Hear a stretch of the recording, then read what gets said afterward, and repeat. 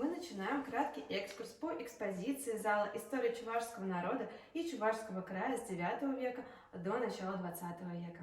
Предками Чуваши были племена, жившие в VII веке в государстве Великая Булгария и которые переселились в Среднее Поволжье, ассимилировали там с местным финно-угорским населением, и к VIII веку в результате этого процесса сложился Булгарский союз племен, который на рубеже IX и X веков перерастает в раннее феодальное государство Волжская Булгария. Оно занимало значительную территорию, на которой сейчас располагаются Ульяновская и Самарская области, Татарстан, Чувашская, Марийская, Удмуртская республики и западные районы Башкирии. Волжская Булгария была очень развитым государством. На высоком уровне там находилась технология обработки цветного металла, чеканка монет, резьба по дереву и по кости. Основным занятием было пашенное земледелие. Выращивали хлебные культуры, такие как пшеница, проса, ячмень и другие. Землю спахивали при помощи плуга, назывался он ага. Чуваши использовали похожее устройство плуга, и называется он агапущ. А зерно затем перемалывали в жерновах из плотного известняка.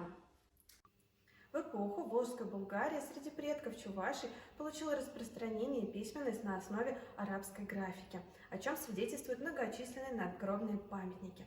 Перед вами подлинный надгробный памятник XVI века. Здесь арабской вязью написан текст. Долгое время ученые не могли его расшифровать. И смог это сделать наш выдающийся ученый, доктор тюркологии Николай Иванович Ашмарин. Оказалось, что здесь арабской вязью записан чувашский текст, и этот памятник является прямым доказательством того, что чуваши являются потомками булгар. Наряду с арабской вязью функционировала древняя руническая письменность. Перед вами еще один надгробный памятник. Поставлен он был в честь основателя деревни Клементейкина Клементея. Здесь с помощью рунических символов записана фраза «О тебе вспоминаю, на тебя уповая». В руническом алфавите содержится 35-36 знаков, и читается он справа налево, либо сверху вниз. Руническую письменность можно найти на каменных памятниках, на одежде и на украшениях. Древняя религия чувашей – язычество. Чуваши верили, что все предметы, окружающие их, одухотворены. Верили, что существует два начала – доброе во главе с богом Тура и злое во главе с духом Шуйтана. Особо почиталось божество Кереметь – это первородный сын бога Тура. По убеждению чувашей, злые люди, подстрекаемые духом Шуйтаном, решили убить Кереметь, и чтобы скрыть следы своих преступлений, они сожгли тело божества и прах развеяли по ветру. И в тех местах, где прах коснулся земли, вырастали деревья – хурама, вязь.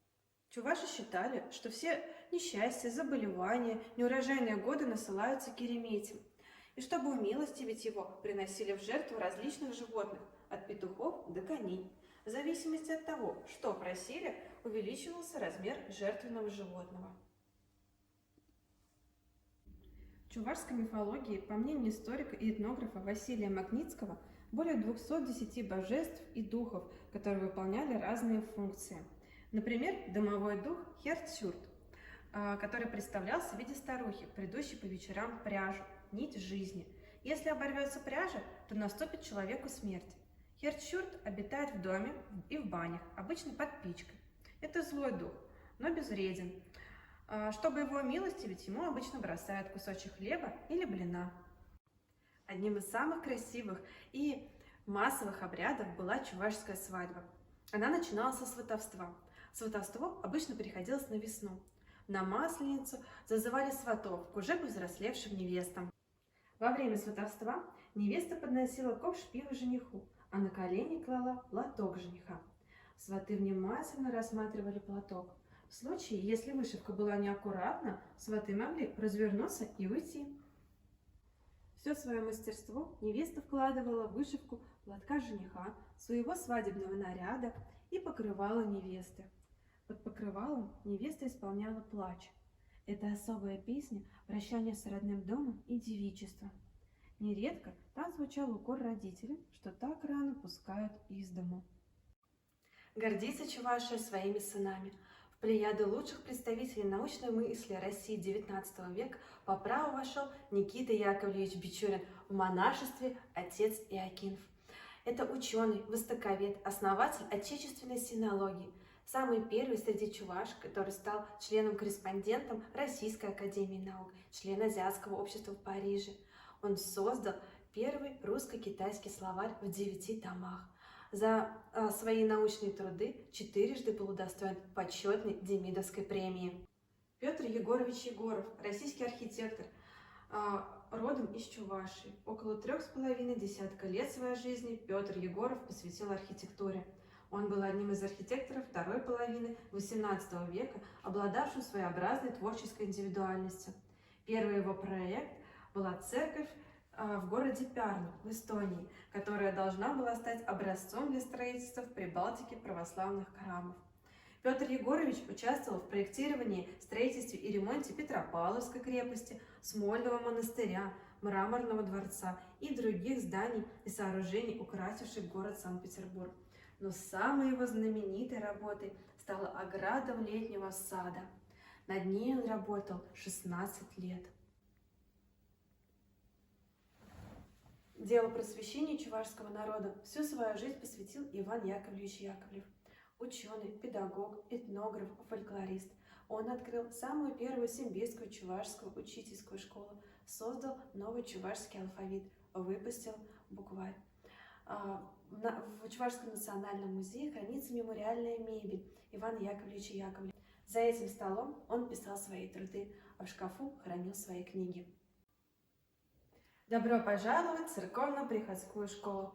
Обучение здесь вели священнослужители и обучали всего 4 предметам: закон Божий, чтение, письмо и арифметика. Обучение было довольно трудным для чуваш, так как велось оно на церковно-славянском языке. Писали здесь чернилами да гусиным пером, ведь орлиные и куриные для этого не годятся. В церковно-приходской школе существовала целая система наказаний. За кривой почерк били деревянной палочкой по рукам, за слабоумие били деревянной дощечкой по лбу, а за провинность могли поставить голыми коленями на круглый горох или же выпороть вымоченными в соленой воде розгами.